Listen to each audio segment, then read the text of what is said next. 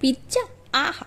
নামটি শোনার পর 8 থেকে 80 সকলে টুরিস্ট করে জল চলে আসে জিভে। ছুটতে যায় রেস্টুরেন্টে, মেনু দেখে চক্ষু তো ছানা বড়া। এইটুকু পিৎজায় এতগুলো টাকা, এ তো আমাদের সাধ্যের বাইরে। আবার এটা তৈরি করতে ইস্ট পিস্ট, মাইক্রোওভেন টাইক্রোওভেন, হাবিজাবি ছাইপাস কি জানি সব লাগে। তাই ভাবলাম এইসব ছাড়া যদি বাসায় তৈরি করা যায় তবে আমাদের ফ্রেন্ডদের কত উপকারে আসে। যেমন ভাবা তেমনি কাজ। তো চলুন চলে যাই মোর। এখানে নিয়ে নিচ্ছে একটা বলে বানিয়ে নিব আটা।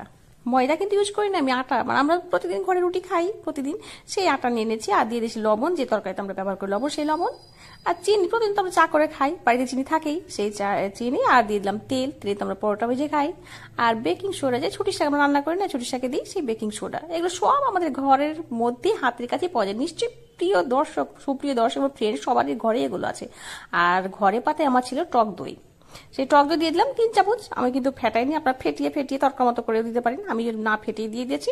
তো এবার এটা দিয়ে আটাটাকে ভালোভাবে মেখে নিব। আমার কিন্তু 2 চামচ দই দেওয়ার পর মনে আরে একটু লাগবে, আর 1 চামচ দিন পটাম করে 3 চামচ দিয়ে ভালোভাবে মেখে নিতে হবে। আর যদি প্রয়োজন পড়ে একটু জল দিবেন, জল তো ঘরেরই, কেনা জল না, সরি কেনা না কিন্তু ঘরেরই।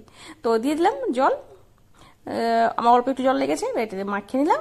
এটাকে এবার রেস্টে রেখে দেবে 1 ঘন্টা মতো। 1 ঘন্টা মতো আমি 1/2 ঘন্টা ঘুমিয়ে নিব। 1/2 ঘন্টা পর ফিরে এলাম একটা সস তৈরি করতে। আমি তো বলেছি ঘরের সব, চিজ ফিজ কিচ্ছু কিনবো না। তো একটা হোয়াইট সস, চিজের মতনই দেখতে ঠিক, আর টেস্টও অসম্ভব মজার, সেই সস আমি তৈরি করে নিব। তো এখানে নিয়ে নিচ্ছি বাটার। বাটারে দিয়ে দিলাম 1 চামচ ময়দা। 1 চামচ ময়দা দিয়ে এটা নাড়তে হবে। নাড়ার পর যখন কালারটা চেঞ্জ হয়ে যাবে, একটা সুন্দর স্মেল আসবে, তখন এতে দিয়ে দেবো 1/2 কাপ দুধ, লিকুইড দুধ। যেটা নাড়তে থাকবো, নাড়তে নাড়তে দেখা যাবে এরকম একটা থিকনেস চলে এসছে, গাঢ়। তখন এটা অফ করে নিলাম।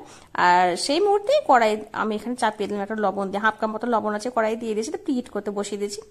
এবার এখানে একটা নিয়ে নিয়েছি টমেটো সস, আমার বাড়িতেই ছিল, হ্যাঁ ফ্রিজে। টমেটো কেচাপ, সস না সরি কেচাপ, অতিরিক্ত দিয়ে দিলাম কি বলে লঙ্কা গুঁড়ো দিয়ে এটা মাখিয়ে ভালো করে মিশিয়ে রেখে দিলাম। এবার এই যে 1 ঘন্টা রেস্টে আমি রেখেছিলাম আটাটা, সেটা আমি নিয়ে নিলাম হাতে ভালো করে মাখিয়ে। এবার মসৃণ করে নিয়ে এবার এটা বেলতে থাকবো, সাটার সাটার করে বেলে নিলাম। সাটান সাটান করে বেলার পরে যে কাজ আছে, এইরকম কিন্তু করবেন, না হবে খুব মোটা, না হবে খুব পাতলা। দেখে নিশ্চয়ই বুঝতে পারছেন বেলা হয়ে গেছে।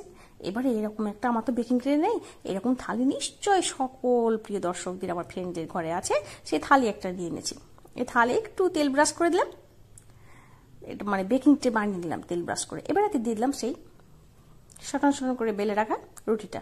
তারপরে একটা এরকম কাঁটা চামচ দিয়ে ভালো করে ফুটিয়ে নিব। যদি না থাকে কাঁটা চামচ অসুবিধা নেই, টুথপিক বা যে কোনো খিল দিয়ে আপনি, ওই যে নারকেলের খিল হয় না, সেই খিল দিয়ে পটপট করে ফুটিয়ে নেবেন, তাহলে এটা ফুলবে না। আর এবার দিয়ে দেবো ওপরে সেই টমেটো কেচাপ, যেটা আমি মাখিয়ে রেখেছিলাম লঙ্কা গুঁড়ো দিয়ে, সেটা মাখিয়ে নিলাম।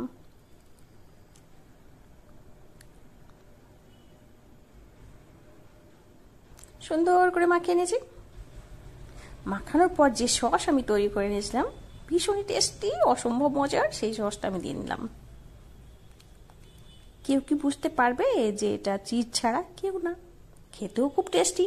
তো আমার কি দরকার আছে চিজ কেনার, বাড়ি থেকে সরি দোকান থেকে চিজ কিনে নিয়ে আসা বা মাইক্রোওয়েভ, এসব কোনো কিছুর প্রয়োজন নেই। তো ঘরে থাকা সব উপকরণ দিয়ে খুব সুন্দরভাবে তৈরি করে নিয়েছি এই পিৎজা। আপনারা কিন্তু অবশ্যই ট্রাই করবেন আর আমাকে জানাবেন কেমন হয়েছে।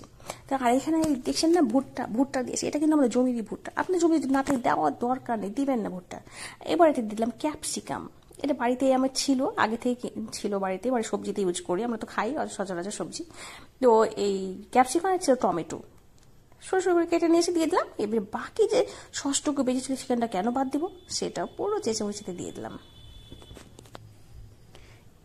এবার এটা যে প্রিহিট করতে দেওয়া ছিল আমার ওভেন, মানে কড়াই, ওভেন বানিয়ে নিয়েছি, এতে আমি দিয়ে দিলাম। দিয়ে ঢাকা দিয়ে 20 থেকে 25 মিনিট মতো লো হিটে, একেবারে লো হিটে আমি এটা বেক করে নেব। এই তো সুন্দর বেক হয়ে গেছে, দেখলেন তো, হাবি জাবি ছাইপাস, মানে ওই দা ওটা হাবি জাবি ছাইপাস ছাড়াই তৈরি করে নিলাম মজার পিৎজা।